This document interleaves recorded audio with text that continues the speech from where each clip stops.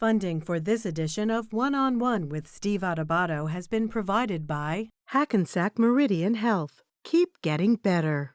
PSC&G, powering progress. Kane University, where Cougars climb higher. The New Jersey Education Association. Valley Bank. NJM Insurance Group, serving New Jersey's drivers, homeowners, and business owners for more than 100 years. The Port Authority of New York and New Jersey, moving the region through air, land, rail, and sea. Johnson & Johnson. And by New Brunswick Development Corporation. Promotional support provided by NJ.com, keeping communities informed and connected. And by ROINJ, informing and connecting businesses in New Jersey. This is One-on-One. I'm an equal American just like you are. The way we change presidents in this country is by voting. A quartet is already a John. It's just the new John. January 6th was not some sort of violent, crazy outlier. I don't care how good you are or how good you think you are, there is always something to learn. I mean, what other country sends comedians over to embedded military to make them feel better? People call me because they feel nobody's paying attention. It's not all about memorizing and getting information. It's what you do with that information. Start talking right now. Such a good question. High five. Hi, everyone. Steve Adubato. This program kicks off a week's worth of programming that celebrates the 30th anniversary. Boy, you begin to realize how old you are and how long you've been doing this. The 30th anniversary of the Caucus Educational Corporation, our not-for-profit production company. We're going to try to find the best of what we've done over the last 30 years. And I could not think of a better person to kick off this week worth of programming other than Neil Shapiro, the President and Chief Executive Officer of the WNET Group. WNET Group is NJPBS, WLIW, WNET, Channel 13 in New York, and other affiliated entities. Neil, thank you for helping us kick off the Caucus Educational Corporation's 30th anniversary of programming. My pleasure, Steve. And I was thinking the only person that has a harder job than you is your producer, who has to go back and find all that best stuff and limit it to 1 week. Yeah, but Neil, here's the funny thing that I think about. So I don't want to make this overly personal, but I have this little goofy sign that says I'm always hustling, and it's not about me. But I always feel like when people say we're on autopilot, you've been doing this for a long time. Raising money is not on autopilot. Creative programming is not on autopilot. In another program we did with Neil, he talked about digital distribution. It's not on distribution of programming is not on autopilot. Question here, Neil: innovation, pivoting, constantly reinventing ourselves. It's our job, is it not? It's our job, and it's hard. And this is like three-dimensional chess because everything is changing at the same time. The audience interest is always changing. The platforms are always changing. The ability to what we want to give to you and how we give it to you, that's all changing. And at the same time, the entire world is changing around us. So, with all due respect to people who are making tires, I'm sure that changes, but it doesn't change the way our business changes. So the media business is incredibly demanding. And on top of all of that, the other demand is we have to keep raising the money to do it. Yeah. In that spirit, I want to go back, Neil, and we talked about this in another interview we did with Neil, larger picture discussion, big picture discussion on the role of public media, public broadcasting as it relates to protecting our democracy. That being said, Neil, the Caucus Educational Corporation was greatly influenced by the creation of NJTV, which turned into NJPBS in July of 2011. It changed the universe for all of us here. The significance of NJPBS partnering with, collaborating with not-for-profit entities. I don't want to make this really about us, but we would not be who and what we are if it were not for the WNET Group and NJPBS as a distribution system. Please, Neil.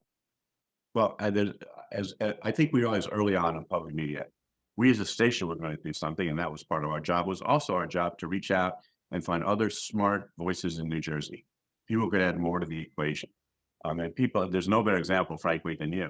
Someone who was a smart journalist who had a wealth of experience and that could bring the kind of in-depth interviews and seasoned thoughts that we knew when we chased the news every day, we couldn't.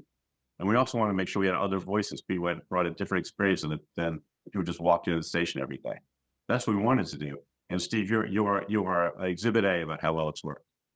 In that spirit, and when Neil talks about me, he obviously is really talking about the producers, the editors, the people behind the camera, everyone involved in our production at the Caucus Educational Corporation. And again, we would not be who and what we are and have the distribution we have and the credibility we have if we're not for the WNET Group, Big Picture, and NJPBS here in New Jersey. Neil, I want to thank you for helping us kick off this 30th anniversary of programming that tries to celebrate some of the best. The not so great interviews, Neil, I'm going to tell you, we're not going to run. We're not running this week. Only the good one stuff. week, so you'll be fine. But really, congratulations. It's an incredible achievement. Congratulations to you and your whole team.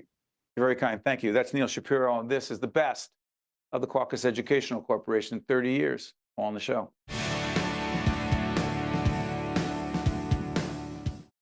Mr. Mayor, you've said of your former political opponent, Mario Cuomo, you said a lot of things about him, but one thing that I read you said about him, there is less there than meets the eye. Yeah. Well, you know, Do you regret saying that? No, I don't regret anything I've said. Sometimes I say I know I have to pay for it, but I don't regret saying it, no.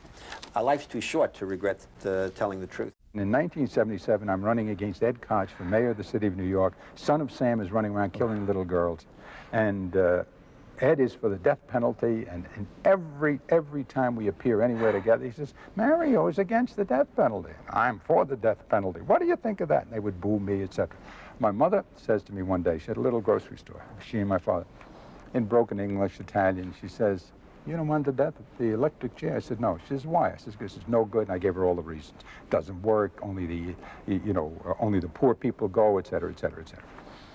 And she says, me can't you want the electric chair? I said, yeah. She says, you know, a woman came into the store, how come your son is so big, is so strong, he's so stupid, and is so weak?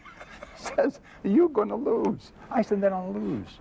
I'll lose. You want me, Ma, to change my opinion on this just to win the election? That wouldn't be right. She says, listen, you don't have to lose. You tell them you won the electric chair. After you win, forget about it. Other than Eleanor Roosevelt, who influenced you? You know, when I was vice chairman of the New Jersey Committee for the U.S. Commission on Civil Rights, my chairman was a wonderful man, Rabbi Chertoff of Elizabeth. And I used to call him up, sometimes very disappointed with the work that I'd done during the week not being productive. And I remember one Sunday morning, when I called him, he said, but Millicent, you've got to pay attention to something that the wisdom of the elders said 700 years ago or something. Remember, you may never arrive at the solution. You're never absolved from the responsibility of trying. What makes Broadway special? What makes Broadway special? I mean, there's so many things to pick from, right? I mean, For you personally and professionally. For me personally, Broadway is so special because I believe it is a place where you can be reminded of our humanity and a place where we can story tell so that, you know, whenever you're living in life and you're going through the motions of the ups and downs of life, I feel like theater is a place where you can come to find the expressions of what sometimes your emotions are not able to express all the time. You know, you think sometimes be in a funk and not really have articulation for it, but go to the theater and have someone story tell to touch your heart. It's fascinating the way that we can, you know, have a common thread of humanity explored through musical theater. I love it so much, and its healing power in that way. Describe this show, the ensemble. For Be More Chill? Yeah. So there's a cast of 10 of us, not including swings, and everyone, both SpongeBob and this show, I feel like I just get lumped in with all the beautiful weirdos of Broadway. We're all very supportive and loving of one another, and we just have a lot of fun. Is there a genuine, a real community, Broadway community? Absolutely, and I never knew that until I became a part of the community of Broadway. I'm the type of person, I live with my life. It's all, you can't do that. No, why are you going to do this? You can't go there. Now, I'm like, watch me do it. Watch me do it. I try to put that same energy into other people that may have doubts. You know, you only need one person to believe that you can do it, and that's yourself. You know? And if you want to go out there, whatever it is that may seem astronomical out there, that so far-fetched that somebody tells you that you can't do it, just go out there and prove them wrong. I love to try to prove people wrong with that. And that's you love to prove people wrong? It's a good feeling. It's not one of those, I proved you wrong. It's just that satisfaction knowing, look, I did this because you didn't think that I could do it, and watch where I can go from here. And that's how you get people to believe. Do you feel you and your colleagues, your teammates on the Giants have a responsibility to do this? You know, I think when you're in the spotlight and you play for an organization and you want to be involved in the community, you want to give back in some way, and that's how I feel. And I think, but you want to find something that you're passionate about. You want to find something that means something to you. You're not just doing something because you feel you have to do something. You're doing something because you want to help these people. It's something that's moved you. It's something that's touched your heart. And when you visit a hospital and you see these kids that are struggling for their lives, but you see how strong they are. You see how they just they get up and they do it. They don't have an option. They just keep fighting. They're fighting for their lives, and you want to help them out any way you can. And I think that's why you get involved. That's why you want to bring some of your teammates to let them see this. Let them see what people are going through, how blessed we are, and what they're going through, and how we can help out these other people that are going through tough times in their lives. How great the experience of being a part of this iconic, extraordinary show, Sesame Street? Well, as you could imagine, it was just remarkable. It had personal meaning for me. I was raised in the Bronx in the 50s watching a lot of television at a time when Latin people and people of color were not in the media. We were not represented in any way, and I certainly did, on some unconscious level, wonder what I was going to contribute to a society that was blind to me. So when I got on Sesame Street, it was boom. They saw the need, and I was there to become my own role model, in essence, which is what I became, but for all the children who finally had the opportunity of seeing someone who looked like them. That was thrilling. You love it, don't you? I love stand-up. Because? There's something I get from stand-up that I don't get from anything else. It's in my bones. It's in my soul. I come from a very sarcastic family. I'm 53. Thank you, guys. Calm down. No way. I'm going to be 54 in November. Get out of here. You look... Anyway, and so It must have been those years as a toll collector on the... Yes, I was a toll collector on the New Jersey Turnpike. You think I don't know these things? That was one of my first jokes, actually. What's the joke about that? I don't even remember. I was like, I remember it was a very early joke, and I just remember during the joke, I was going like this the whole time. Thank you. I would be telling a joke and be like, thank you. Let me ask you something. Yeah. Not about Broadway, not about this particular play. Do you think a lot about race relations? Man, I got to tell you, I think more about race relations now than I did maybe even 5 years ago. Because? Yeah. I think because the political narrative we have, the political awareness, we're all acutely aware of the dynamics of race and politics, which are inextricably linked oftentimes. When I started in the 80s, it was more, think about it, it was the Cosby Show, which has a different connotation now. It was the Cosby Show, and it was the 80s. It was the, good times. And as an actor of African descent, many of the roles I would take and many of the roles discussed was, let's find roles that show us as human beings. That's not always about race. And now it's a different time. Now it's a time in our everyday conduct, but also in the world and in the arts, where we're kind of really starting to explore even more and even deeper the issues of race.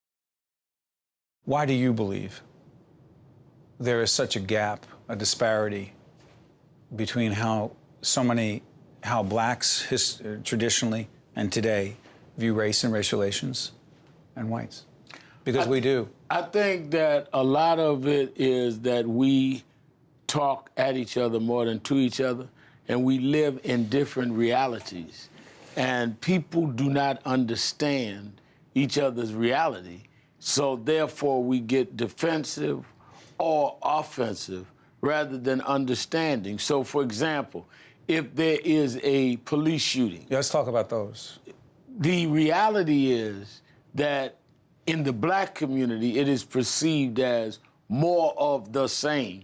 In the white community, oh, you're against law enforcement, you're picking on cops, you're just stirring up the pot, rather than understanding that, yes, there's a criminal element that scares some in the white community, but yes, that you have these continued abuses in the black community by some in law enforcement that we don't see in other communities. And all of them are not right, but all of them are not wrong either. Everybody can't be fantasizing. And I think that we never try to meet in the middle and say, well, let's talk about this. To watch more One-on-One with Steve Adubato, find us online and follow us on social media. There you go, folks. Some of the most interesting interviews over the last 30 years. You know, all it means is when you say you've been on for 30 years, it just means you're old. That's all it means. You've been at this for a long time, but now you're about to see a whole bunch of interviews. And it runs the gamut. Political figures like Peter Rodino, who chaired the House impeachment judiciary hearings in the House on Watergate, Nixon, you know. How about Joe Pesci?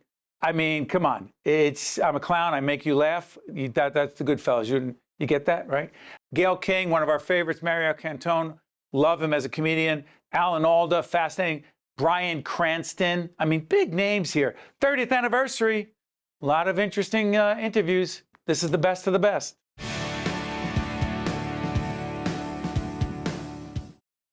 We value the Constitution because it preserves for us and protects us in our right to speak out. But Congressman, do we respect the rights of others as much as we respect and demand that the Constitution work for us? What I mean by that is, are there not times, far too many times, where many of us as Americans say, preserve and protect my rights, but if a guy's skin is darker and his name sounds like it's Middle Eastern and I'm suspicious, treat him differently and don't have the Constitution work for him? That may be the case from time to time. That has to worry you. That is an imperfect something within individuals. But the design of the Constitution gives you the right to protest that. I still feel that I'm a work in progress. I don't care how good you are or how good you think you are, there is always something to learn. I really do believe that. And I approach every day that way. You know, am I having a great life? Do I think I'm doing okay? I absolutely do. But I also know that there's always ways to get better, always. So I never sit and think, okay, there's nothing more to accomplish. You're really at the top. I don't look at it that way. I still feel that I can do better, be better. No career in Hollywood is ever really achieved without a healthy dose of luck. And I have had it, whether it's the series Malcolm in the Middle, Breaking Bad, my Broadway shows. Seinfeld, I'm sorry for interrupting, Brian. Seinfeld, yeah, oh yeah, that little show. Go ahead, I'm sorry. Lucky breaks. Lucky breaks. And I think it's great to look at it that way, because if you always look at these things that happen to you along a career as lucky breaks, it doesn't mean you don't put in the work. It's not mutually exclusive like that. You must put in the work. And then you hope for those lucky breaks. And by accepting them as breaks, you prevent any sense of entitlement to enter into your world, which is a good way to live, is that no one owes you anything. Just keep working. Brian, what's it like for you today to be as hot as ever, sought after more than ever before? People want to know about your life and they want to hear you sing. What is that like for you, not just as a performer, just as a person who loves her art? Yes, that's the favorite word for me. I do love my art. I love pleasing my audiences more than I do anything else, because some of your fans come in, they don't feel good, or they had a bad day, or, you know, and I tell them, I came to lift your spirits. And that is my joy, to be able to do a 90-minute show and in that time touch people's hearts. That's the main thing. I'm not just walking out on the stage, okay, I'm getting paid, okay, let me do the show. That is never my intent. The minute I walk on the stage, I'm, Darlene Love, I'm theirs for that 90-minute. Were you put on this earth to do this? I do believe that. It's tough being a homosexual in the 80s and coming up in these mainstream comedy clubs. Very difficult, very difficult. And also, you know, all those stand-up shows that people, they would come in and watch the comedians and book you for those television shows, those stand-up shows. I did some of them. Networks would come in, look for people for shows, and I was always bypassed. I remember one time Peter McCauley came in for the Johnny Carson show, and his visceral reaction was just like, "You're so good. I don't know what we're going to do with you, but Johnny's going to love you, and we're putting you on the show." They booked me October 26, 1986. I was going to be on with Lily Tomlin, who was my idol. A week before I got a call, he said, "I looked at your tape again, and it has a gay edge to it, and I think it'll make Johnny nervous. So we're canceling." Make Johnny nervous? Yeah. I don't even think Johnny even saw me, but they canceled me. How'd you deal with that? It was devastating, but I knew it was like, this is going to be a tough haul. It's going to be a rough one. I didn't know anyone in Hollywood. I had no relatives in Hollywood. So what do you do? What do you do when you have a passion that burns so bright inside you that you really, really want to make it happen? And it's the story of my journey. And it's a journey that it could maybe best be summarized by my having knocked on doors until my knuckles bled, constantly having them slam in my face, picking myself up, dusting myself off, going back and knocking again. He goes by his instincts. And Yes, he does. you feel the country, a significant portion of the country is wanting that. Well, they want change, Steve. I think that From everything before it. Right. And they don't want a politician who's been in the job 30 years that hasn't done anything for them. They don't want to feel like, okay, this is going to be more of the same. And I don't think this is Republican or Democrat. Right. This is throw the bums out. Let's start again. Let's try to look at this government that we have and try to make sure that everybody is really being represented. And I think they just wanted change. I don't think any of those 16 candidates on stage could have beaten Hillary Clinton. Say that again? The 16 candidates who Donald Trump beat on the Republican. Tremendous accomplishment. Okay, I mean, he beat all those 16 people. That was Some a huge, major players. Right. Jeb Bush and Marco Rubio, Governor Huckabee, et cetera. I don't think any of those people could have beaten Hillary Clinton because it wasn't about Republican versus Democrat. It was about change. Here comes this bombastic guy from Queens, New York, who's leading by instinct. And for a majority of people, they said, you know what? This is the guy to shake things up. I don't know if he's going to lead the country better than what we've seen in the last 8 years, but I'm willing to take a bet. I'm willing to take a bet on change because so far it's just not working for me. With Scorsese, it's just wide open. Wide open. Yeah, I can do whatever I want. And he never discourages it. He always encourages it, Is De Niro the same way? Same way. It's funny, the people who are most successful seem to be the most open-minded to new ideas. And the most giving, too, sure. Because during those 11 years, I realized that if the show was going to work, if the audience was going to understand some of the science, it would be because I understood it. And I was relentless. I'd grab them by the lapels. I'd say, I don't understand what you're telling me. Tell me again. Tell me in a different way. It made it so that there was a personal connection between them and me. They forgot about lecturing to the camera. They were talking to another human. So they really felt a responsibility to make this poor schmo understand what they were saying, and then they started to speak in simple terms.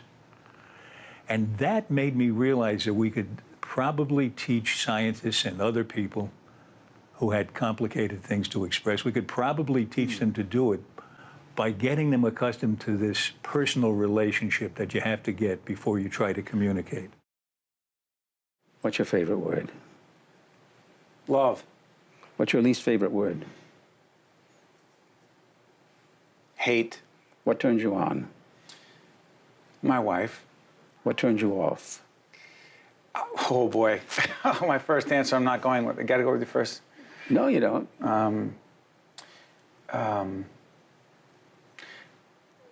Bullying. What sound or noise do you love? Luther Vandross. I always remember Ellen Burstyn's answer to that. It was birdsong in the morning and Rachmaninoff at night. What sound or noise do you hate? Yelling in our house. What is your favorite curse word?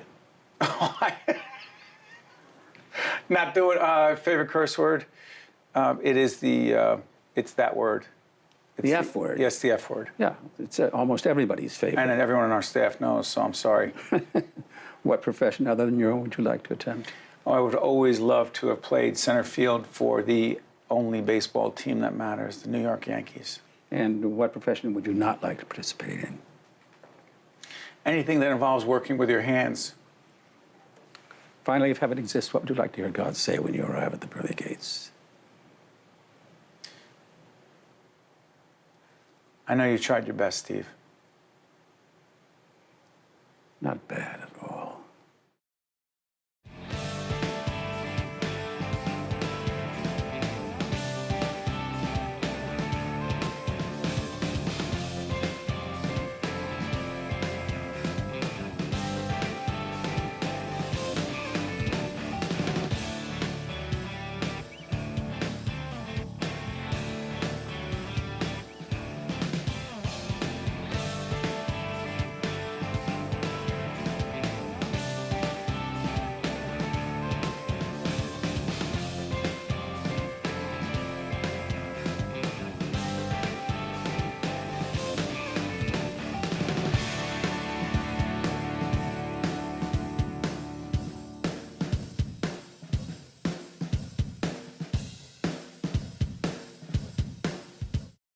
One-on-One with Steve Adubato is a production of the Caucus Educational Corporation, celebrating 30 years in public broadcasting. Funding has been provided by Hackensack Meridian Health, PSCNG, Kane University, the New Jersey Education Association, Valley Bank, NJM Insurance Group, the Port Authority of New York and New Jersey, Johnson & Johnson, and by New Brunswick Development Corporation. Promotional support provided by NJ.com and by ROINJ. New Jersey is home to the best public schools in the nation, and that didn't happen by accident. It's the result of parents, educators, and communities working together year after year to give our students a world-class education, no matter the challenge. Because parents and educators know that with a shared commitment to our public schools, our children can learn, grow, and thrive. And together, we can keep New Jersey's public schools the best in the nation.